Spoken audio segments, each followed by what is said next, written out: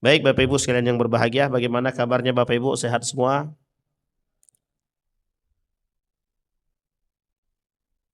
Baik Bapak Ibu sekalian yang berbahagia, di malam hari ini sebenarnya kita mau melanjutkan kajian tentang persoalan riba, tapi ada beberapa hal, insyaallah mudah-mudahan kita lanjutkan ribanya di pertemuan yang selanjutnya.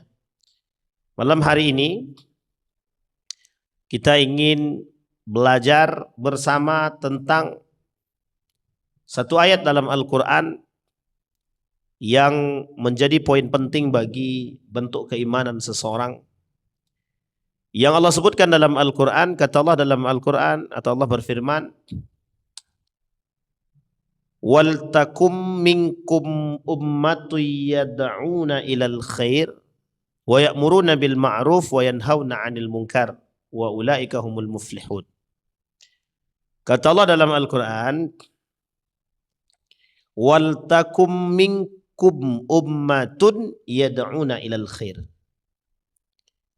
Jadilah kalian orang-orang yang bisa mengajak orang kepada kebaikan. Dalam ayat ini ada temuan oleh Syekh Mutawalli Sya'rawi, seorang ulama besar dari Mesir. Beliau mengatakan pada kalimat ummatun. Dalam kalimat ummatun itu, dalam istilah bahasa Arab atau dalam pelajaran bahasa Arab, sifat ummatun ini ifrad. Ifrad itu sebenarnya secara, kalau dalam bahasa Arab yang lain, dia terhitung satu secara kalimat. Tapi ternyata secara makna ummatun itu banyak. Contoh pasir. Pasir itu kalau banyak pasir-pasir. Tidak. Pasir itu sudah banyak. Tapi kalimatnya tetap satu. Pasir. Nah, sama istilah dengan ummat. Ummatun. Nah, umat itu banyak. Maksudnya manusianya banyak. Nah, tapi kalimatnya dalam bahasa Arab disebut dengan ummatun. Sehingga dia punya jamak sendiri. Ummatani umamun. Jadi ada umamun. Umamun jamak daripada ummatun. Istilah bahasa Arab. Nah berarti apa artinya kalau dijamakkan lagi? Banyak. Itu istilah. Sehingga Bapak Ibu sekalian yang berbahagia, kata Syekh Mutawalli Sya'rawi, makna ummatun di sini tidak satu orang. Karena tidak bisa dikatakan satu orang itu umat. Maka yang bisa dikatakan umat itu siapa? Kita semua. Wal takum minkum ummatun. Kata Allah, Allah menginginkan kalian umat ini, ummatun yad'una ilal khair, mengajak orang kepada kebaikan. Cuma kalimat ini diberikan permisalan oleh Syekh Mutawalli Sya'rawi dalam bentuk yang lain. Wal yakum minka suja'an. Wal yakum minka suja'an. Kata Syekh Mutawalli Sya'rawi, agar kamu menjadi pemberani. Maka kalimat ini maknanya dua.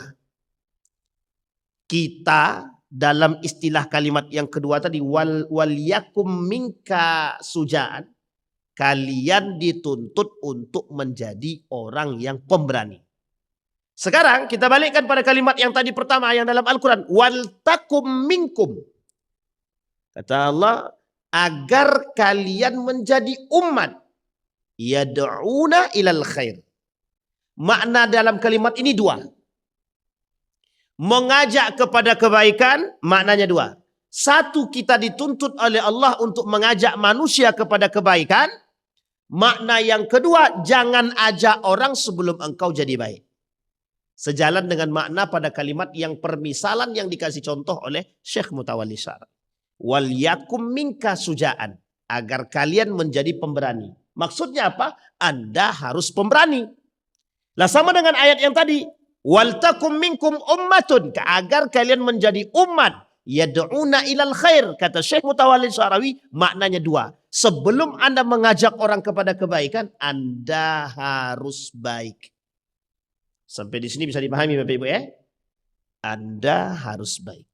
Dalam istilah ini, kata para ulama, termasuk dalam kitab Syekh Mutawalli Sya'rawi itu, keimanan yang hakiki harus tergambar, harus terindikasi dua faktor ini.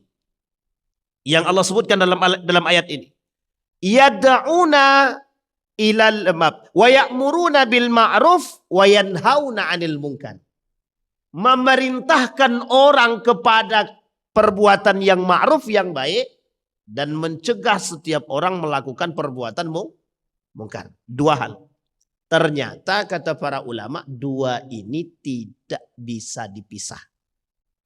Dua ini menjadi komponen untuk menunjukkan keimanan seseorang yang hakiki.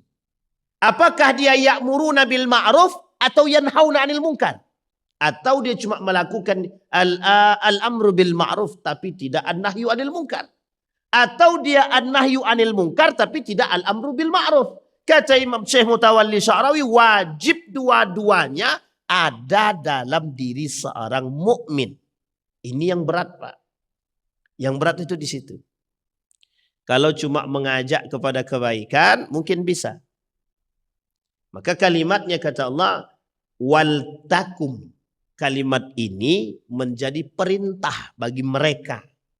Allah perintahkan mereka untuk melakukan atau mengajak orang kepada kebaikan. Salah satu caranya mengajak orang kepada kebaikan tersebut adalah memerintahkan orang untuk melakukan perbuatan-perbuatan yang ma'ruf.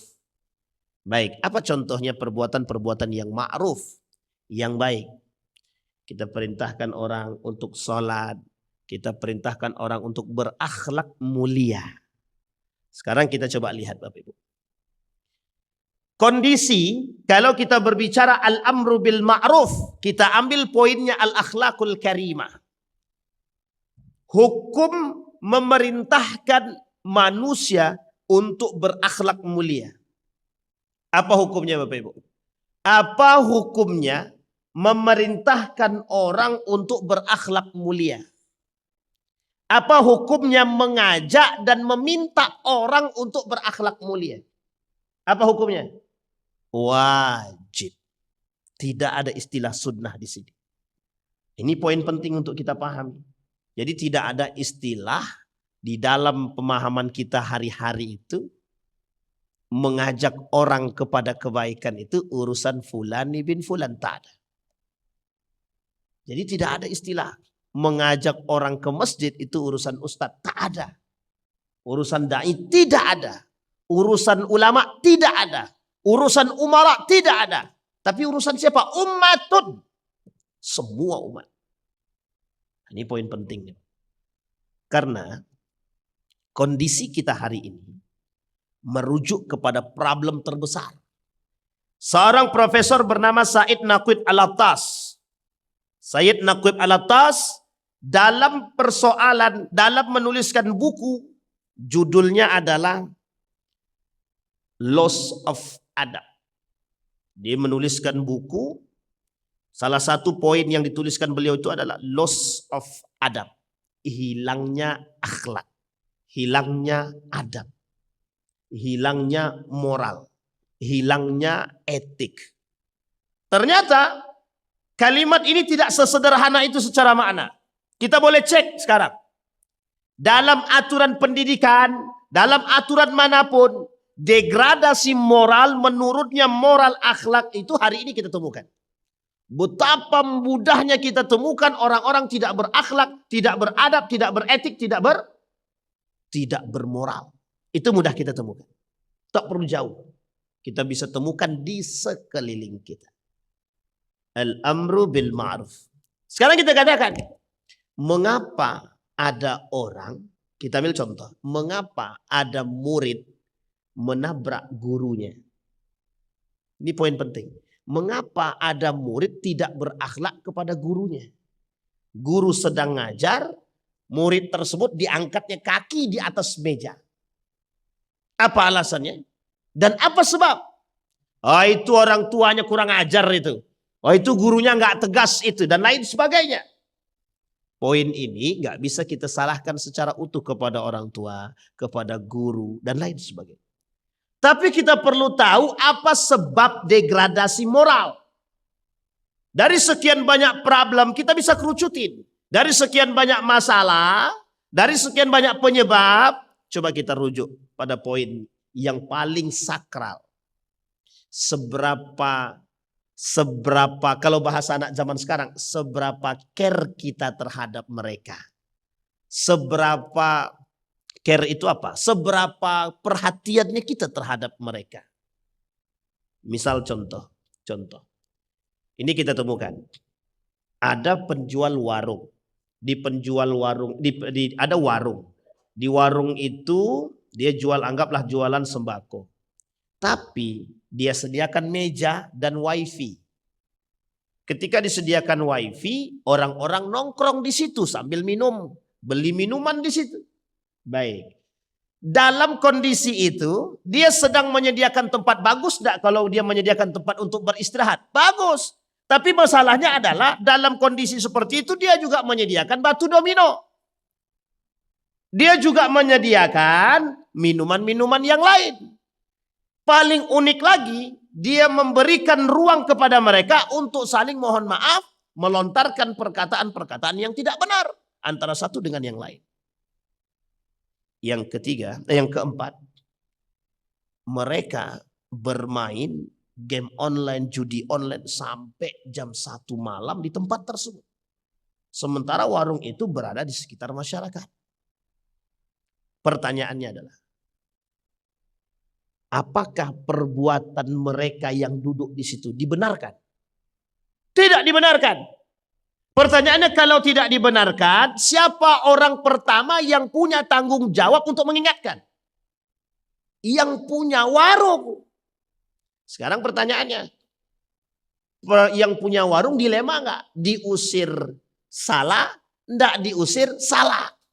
Kalau diusir disuruh pulang, enggak ada yang beli belanjaan kita. Tapi kalau tidak diusir, omongannya kasar semua. Bagi yang pemilik warung tidak ada masalah. Mau sampai jam 1, jam 2, jam 3. Yang penting barangku terbeli. Sekarang saya tanya, kalau ada orang yang berpikir sedemikian ini, salah nggak?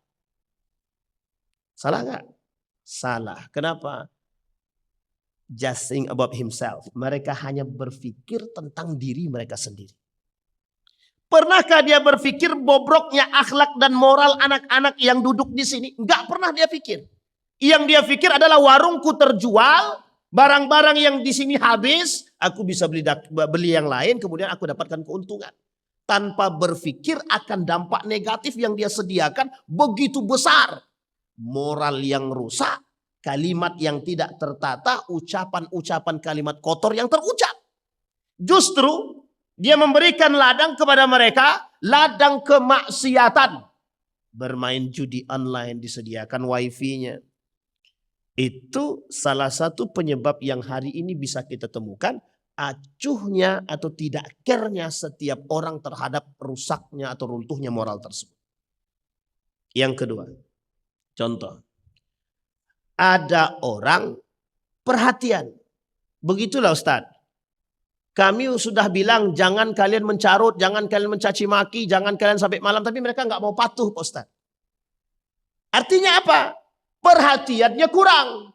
Cuma sampai hanya sekedar mengingatkan. Tinggal dia datang ke Pak RT atau Pak RW setempat. Suruh Pak RT, Pak RW-nya yang bubarkan. Selesai.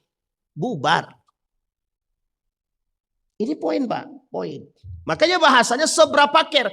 Bapak Ibu jangan salah. Pembahasan ini oleh para ulama detail. Dan kekhawatiran Nabi terhadap kondisi ini di akhir zaman itu yang terjadi. Apa kata Nabi? Apa kata para sahabat?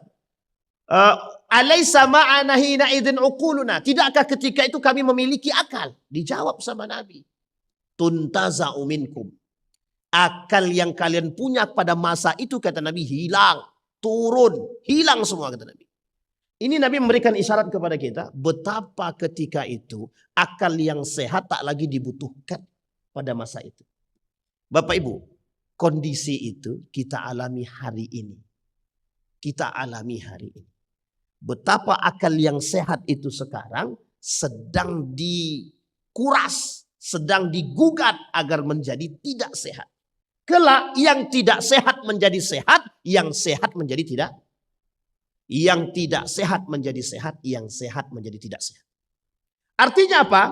Kalau kita tidak care dengan kondisi moral yang rusak seperti ini, berarti kita sedang bersiap menghadapi kondisi seperti itu.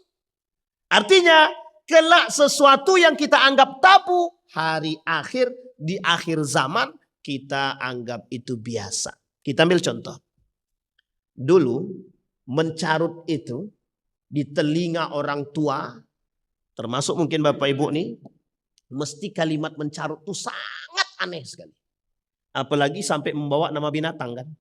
Orang tua kita zaman dulu kalau disebut menyambut, pak, dari belakang sudah melayang tangan tuh.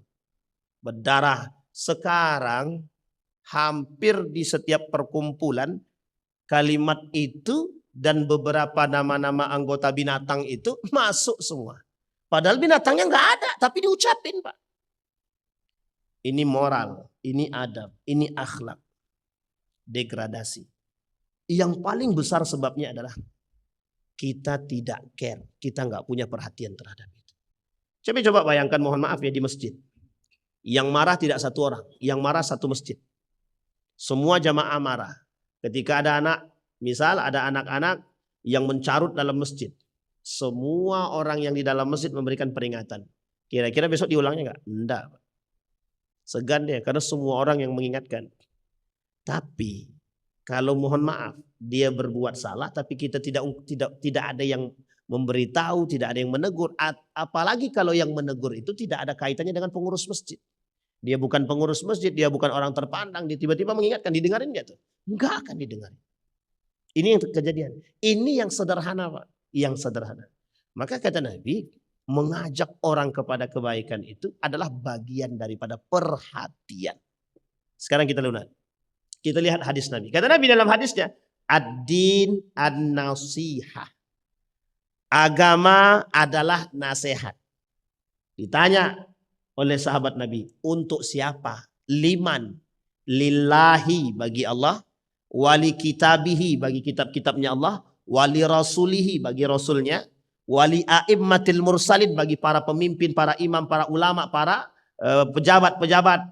Wa ammatuhum, dan bagi setiap umat manusia. Agama nasihat. Pertanyaannya adalah, kalau agama nasihat, berarti kita berpotensi, kita berpeluang untuk menyampaikan nasihat itu kepada siapapun. Tanpa ada pandang bulu. Seharusnya. Kata Syekh Said Naqib Alatas, kata seorang profesor dari Malaysia namanya Said Naqib Alatas, apa sebab loss of adab? Apa penyebab hilangnya adab? Disampaikan sama beliau. Salah satu penyebab hilangnya adab adalah tidak perhatiannya umat muslim terhadap kerusakan itu. Maka wajar, mohon maaf Bapak Ibu. Kenapa di dalam sejarah peradaban Islam, Bapak Ibu boleh cek dalam sejarah peradaban Islam itu. Mengapa Islam itu mengalami kemunduran? Karena umat muslim tidak care terhadap keislamannya. Kita umat muslim tidak care terhadap keislaman kita. Ini kita ambil contoh Pak ya, hari ini. Tadi siang tadi sore saya di WA dari seorang profesor yang tinggal di Gobah, Universitas Negeri Riau, UNRI. Profesor tuh ngirim gini. Perhatikan Ustadz, gitu. Ada video yang dikirim. Video yang dikirim adalah video Indosiar yang sedang melecehkan kalimat tauhid, mereka baca sambil nari. Di atas panggung mereka tampakkan secara umum. Betul ya? Rame ya Pak ya? Baik, itu kalau MUI tidak mengambil perhatian dan tindakan, itu kacau betul itu. Sekarang saya tanya, di mana letak adab dan moral mereka? Sekarang saya tanya, itu tidak punya akhlak terhadap manusia atau terhadap Allah? Tidak punya adab kepada Allah dan Rasul. Pertanyaannya sederhana Pak. Kalau tidak punya adab kepada Allah dan Rasulnya, kira-kira bagaimana? Punya adab gak sama manusia? Tidak. Kalau dengan Allah saja dia tidak punya adab, bagaimana dengan manusia? Sekarang pertanyaannya Pak, apa alasan mereka mempermainkan tauhid itu? Melecehkan itu? Mereka akan jawab, cuma candaan. Pertanyaannya, layak enggak kalimat Allah dijadikan candaan dan mainan? Pertanyaannya adalah, mengapa mereka melakukan? Loss of adab. Hilang adab. Mereka nggak punya adab terhadap agama. Mengapa mereka tidak punya adab terhadap agama? Ada poin pentingnya Pak.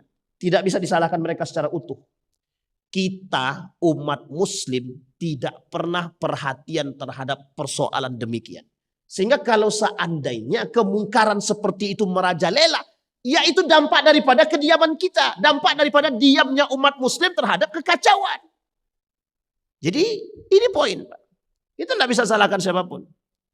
Maka setelah terjadi, baru kita semua repot Pak. Semua. Sebelum terjadi apakah ada peringatan kepada mereka? Gak ada. Satu. Yang kedua. Beberapa pelecehan yang akhir-akhir ini terjadi. Baginda Nabi Muhammad SAW dilecehkan. Apa kata mereka? Muhammad itu penipu. Gitu dia. Muhammad dibilang penipu. Astagfirullah wa atubu ilaih. Tidak punya adab. Yang kedua, yang ketiga, lebih parah, mungkin bukan lebih parah lagi bahasanya itu, yang lebih mengkhawatirkan dan menyedihkan. Orang yang mengerti agama justru yang melecehkan agama. Apa hukum laki-laki bercampur dengan perempuan? Apa hukumnya laki-laki berfoto menggandeng perempuan begini? Tapi dia dai. Zina tangan, zina mata, dan zina segala macam. Pertanyaan saya adalah, di mana adabnya kepada Allah? Tidak ada. Bapak Ibu, kita bicara tentang kehormatan agama. Saya tanya Bapak Ibu, agama punya kehormatan atau tidak? Agama punya kehormatan. Orang yang menjaga kehormatan agama, kehormatan diri dia akan dijaga oleh Allah. Sepakat tidak? Orang yang menjaga kehormatan agama dan Allah akan menjaga kehormatan dia. Sekarang bagaimana kalau Allah ingin menghinakan dia? Sederhana yang terjadi. Allah angkat berita yang telah lama, cukup tinggal ditampakkan, Allah hinakan. Selesai Pak. Allah hinakan. Cara Allah ingin menghancurkan seseorang. Sederhana. Pertanyaannya adalah, itu satu orang. Kalau kita umat muslim ini semua tidak perhatian terhadap urusan agama, tidak perhatian terhadap agama itu sendiri, kira-kira mungkin tidak Allah akan menghinakan kita semua? Mungkin sangat. Jadi kalau Allah turunkan ancaman, Allah turunkan bencana bagi kita karena mohon maaf, ketidakperhatian kita terhadap urusan kemungkaran, itu wajar. Kenapa wajar? Allah turunkan banjir, Allah turunkan kebakaran, Allah turunkan gempa dan lain sebagainya. Wajar. Kenapa? Karena kemungkaran, kemaksiatan, perzinahan dibiarkan dan jadi tontonan oleh siapa? Umat muslim itu sendiri. Kenapa diamnya umat muslim? Sekarang kita tanya. Diamnya umat muslim berdampak pada kehancuran umat Islam itu sendiri. Sekarang semua kalang kabut Pak. Kalang kabut semua. Kenapa ini maling? Kenapa korupsi? Kenapa ini zina? Kenapa ini khamar? Kenapa ini semua? Hampir semua masjid di Pekanbaru ini sangat sedikit yang berbicara tentang kemungkaran dan jahat. Hampir sedikit kalaupun ada. Mulai dari ketika setelah Indonesia merdeka dan ketika persoalan jihad diharamkan untuk disampaikan, semenjak saat itu yang disampaikan hanyalah tentang bagaimana beribadah dengan baik. Semenjak orang mengatakan ulama tidak boleh berpolitik di masjid, hilang semua. Tidak ada yang berani mengatakan kemungkaran, habis semua. Dampak daripada pemikiran yang dibawa oleh Barat dan para kaum-kaum sekuler melemahkan semua. Hari ini saya membaca tulisan Dr. Mawardi Muhammad Saleh. Apa kata Dr. Mawardi Muhammad Saleh? Kelemahan umat Islam hari ini bukan karena kelemahan setahun 2 tahun yang lalu. Tapi satu abad yang lalu. 1980 25 Turki Utsmani hancur. Sebelum runtuhnya Turki Utsmani, Islam sudah habis. Itu Dr. Mawardi Muhammad Saleh menyampaikan. Kelemahan umat Islam hari ini bukan karena 1 tahun, 2 tahun belakangan. Bukan. Keseriusan mereka menghancurkan Islam melalui akhlak moral, degradasi. Itu serius menggunakan dana-dana yang jelas. Apa pernah Yahudi main-main dengan duit? Pernah nggak Yahudi main-main dengan duit? Nggak pernah, Pak. Yahudi pernah bermain dengan duit. Karena dia yang punya duit. Sultan Abdul Hamid. Sultan Abdul Hamid yang kedua. Yang dikenal sebagai mujahid pada masa itu. Yang dikenal paling fenomenal, paling berani, paling kuat. Yang paling ditakuti oleh dunia. Sultan Abdul Hamid II. Apa kata Yahudi? Kami minta sepetak tanah di Palestina untuk imigran kaum Yahudi. Dijawab sama Sultan Abdul Hamid, sekalipun taruhannya nyawaku tidak akan pernah aku kasih meskipun hanya sejengkal. Enggak akan dikasih. Apa yang dijawab oleh Theodor Herzl? Kata Theodor Herzl, kalau begitu begini aja. Kami lunaskan semua hutang Turki Utsmani, berikan kami tanah sepetak di Palestina. Sepetak saja. Apa dijawab lagi sama mereka? Bahkan duitmu tidak berharga di hadapanku. Dihina habis-habisan Theodor Herzl. Tapi apa yang dilakukan oleh mereka? Dikumpulkan oleh Theodor Herzl semua para orang-orang pemilik duit sejagat raya ini. Yang berada di Jerman, di Inggris, di Prancis, di Amerika, di Belanda. Dikumpulkan jadi satu. Setelah dikumpulkan jadi satu di Swiss, apa kata mereka? Kita bangun negara Yahudi. Terjadi, Pak. 1948 diakui secara de facto, diakui oleh 7 negara PBB kecuali sisanya. Tapi tak banyak, hanya 7. Kalau tidak 7, 9 negara mengakui negara Israel. Itu yang mereka lakukan. Sampai hari ini kita tak sanggup menggesernya, tak sanggup. Bayangkan, Pak. Jadi mereka punya serius, Pak. Untuk menghancurkan umat Islam itu mereka serius. Sangat serius. Sekarang pertanyaannya, apakah cuma itu yang mereka lakukan? Tidak. Semua mereka lakukan. Masalah perbankan, mereka yang buat. Masalah bunga bank, mereka yang buat. Baca dalam sejarah tentang bunga bank itu. Dan baca sejarah bank itu. Mereka yang buat semua. Semua mereka buat. Masalah penyakit-penyakit, obat-obatan, mereka yang buat.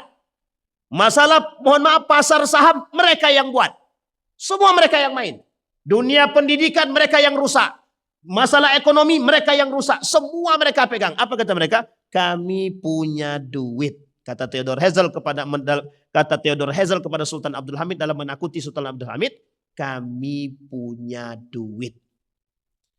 Dijawab sama Sultan Abdul Hamid. Selagi umat muslim masih punya kekuatan iman, tidak akan tergoyahkan. Tapi perhatikan hari ini, Pak. Yang menyebabkan lemahnya umat muslim hari ini bukan karena keimanan tapi karena keislaman mereka. Rata-rata kita ini umat muslim bukan mukmin.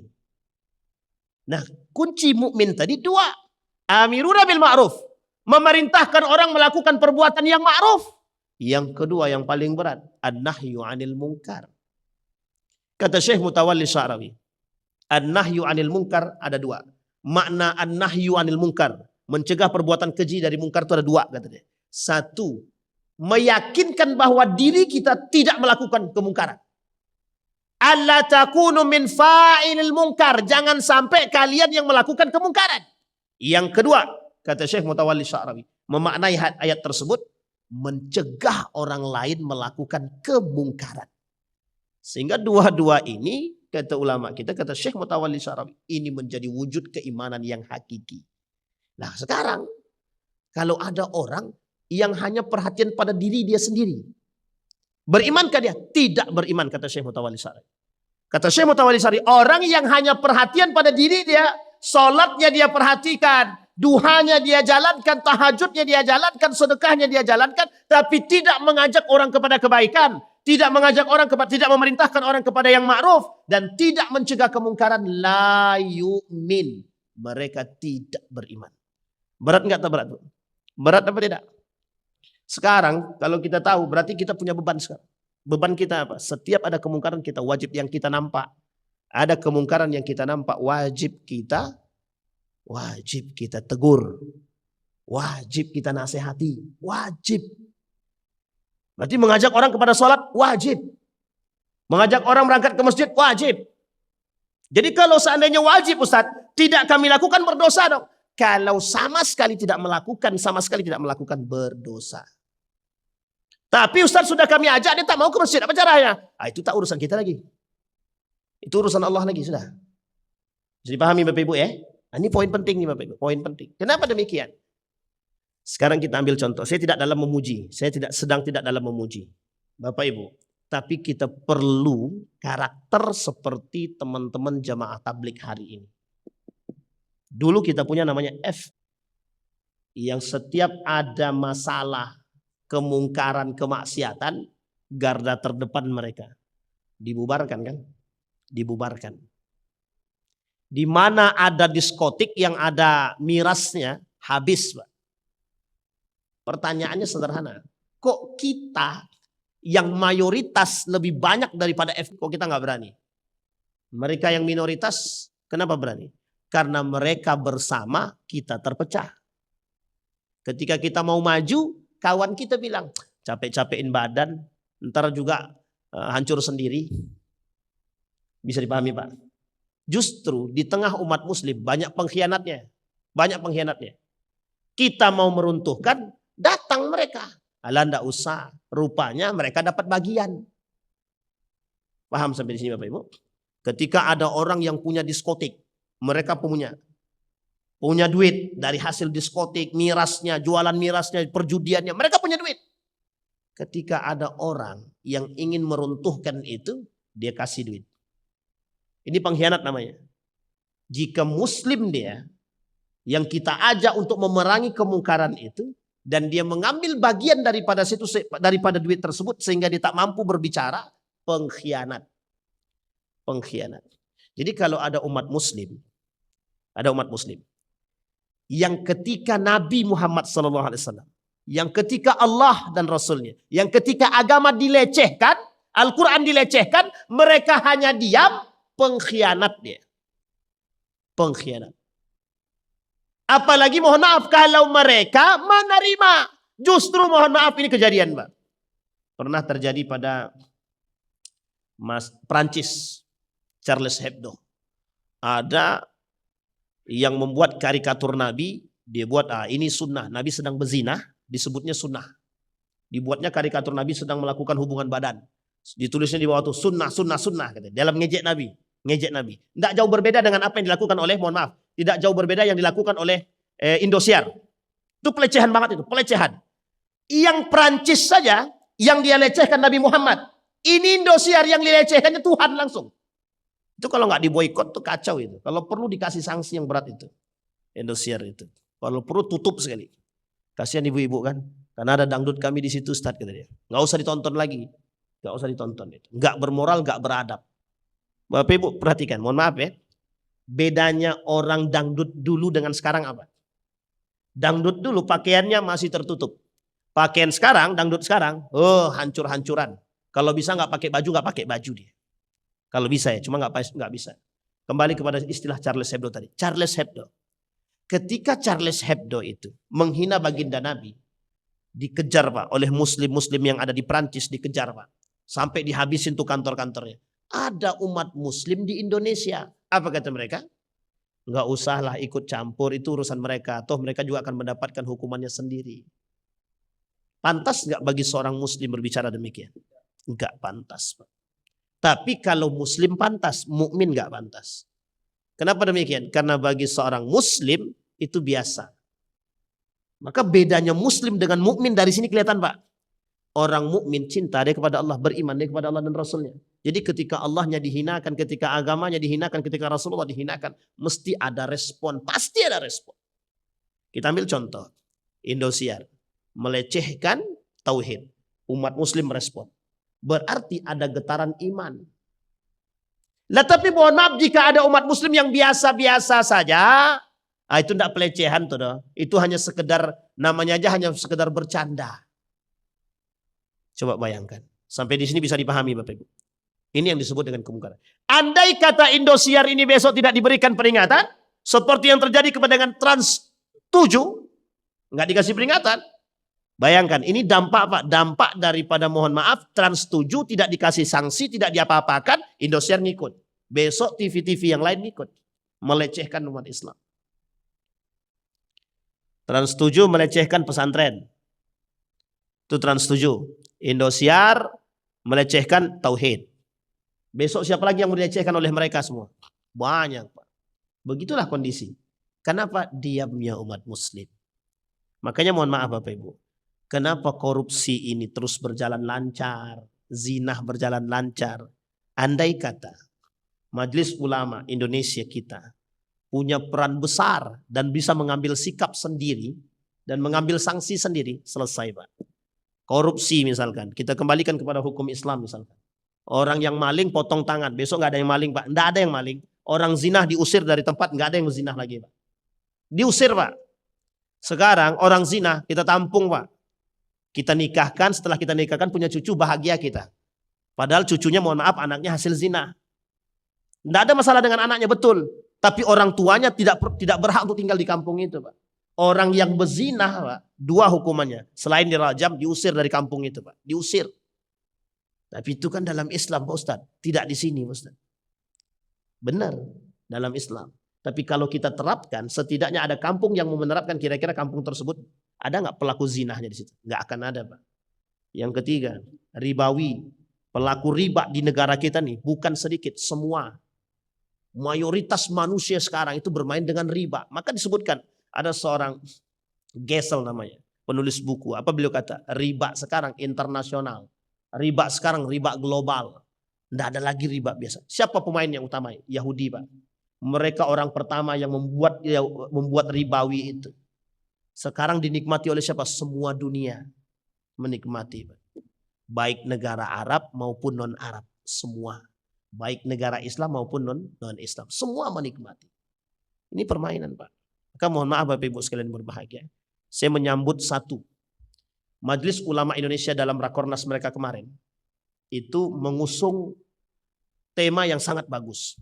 Salah satu intinya dalam pertemuan mereka itu. Ingin memunculkan fatwa-fatwa tentang persoalan kontemporer hari ini. Itu yang ditunggu oleh umat sekarang. Yang kedua, terkait kasus. Ada ide, ada keinginan untuk mengatakan haramnya mengambil pajak dari masyarakat miskin. Di kalau sempat berlaku, memang ditunggu Pak. Artinya, Majelis Ulama Indonesia akan bermohon maaf, akan berhadapan langsung dengan pemerintah, dengan pemain. Dan ini yang kita harapkan Pak. Seperti misalkan pemerintah berani mengatakan haramnya miras dan haram mengambil pajak dari miras dan haram memberikan pajak miras itu kepada yang lain. Wah, kalau itu terjadi, bagus Pak. Dan ini ketegasan. Saya kira ini mungkin yang ingin dilakukan oleh Majelis Ulama Indonesia. Mungkin sudah saatnya. Kita tunggu Pak gebrakannya. Dalam pemilihan, dalam kepemimpinan yang terbaru daripada Majelis Ulama Indonesia yang terbaru. Nah, kembali kepada makna yang tadi Bapak Ibu. Kata Allah dalam Al-Quran, poin pentingnya, nahina 'anil munkar. Orang yang meninggalkan perkara, mohon maaf, orang yang meninggalkan kemungkaran, pahalanya besar. Tapi jauh lebih besar orang yang bisa mencegah kemungkaran dari orang lain. Karena, mohon maaf, karena dia akan berhadapan dengan orang lain.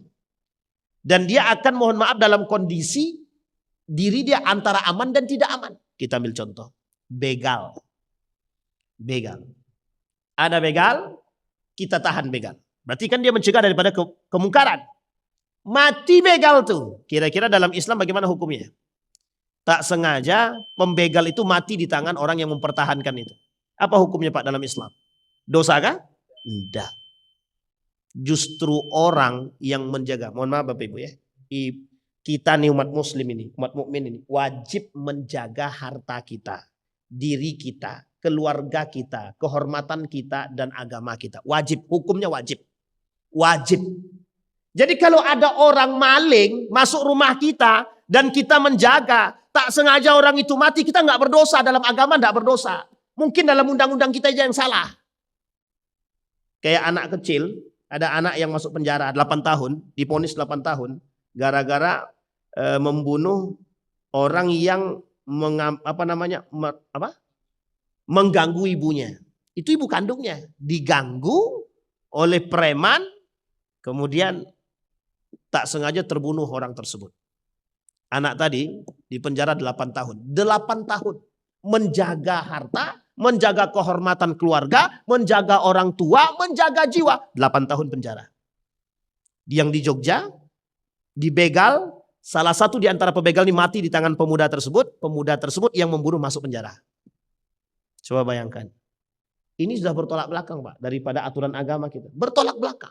Artinya, kemungkaran yang terjadi justru sebaliknya. Kita ambil contoh yang lain. Mencuri. 2 juta ke bawah, kalau bapak ibu kemalingan dan nominalnya cuma 2 juta ke bawah, tidak usah laporkan polisi. Tidak akan diproses.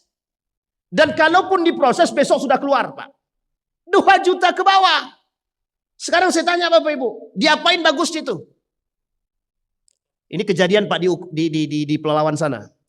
Apa kata dia? Daripada kami masukkan ke polisi, mending kami coba. Itu masalah, Pak. Sehingga mohon maaf kebrutalan yang terjadi. Tidak mungkin satu kampung mau dihakimi, Pak. Tidak mungkin satu kampung masuk penjara, kan? Tapi kalau tidak begitu, habis, Pak. Di bawah 2 juta. Lah kebetulan motor kita sudah tahun 1900, tahun 2000-an lah gitu. Dijual pun tak laku, dah tidak. Itu yang kita jaga dimaling. Lah ternyata harga motor itu nggak sampai 2 juta. Artinya di bawah itu. Karena tahunnya sudah lama. Dibawa kantor polisi nggak diproses, Pak. Coba bayangkan.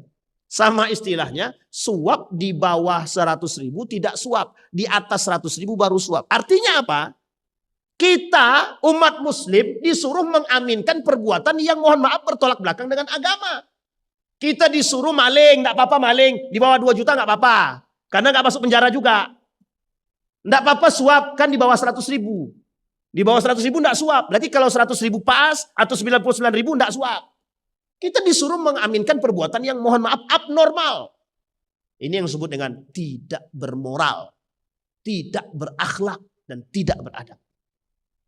Sehingga mohon maaf, yang seharusnya kita menjaga, tapi kita membuka peluang untuk kemaksiatan, kita membuka peluang untuk kemungkaran itu. Disinilah poin penting ayat yang tadi kita bacakan. Nahina anil mungkar. Maka Bapak Ibu sekalian yang berbahagia, sebelum saya tutup, posisi kita kalau sendiri mungkin mengkhawatirkan.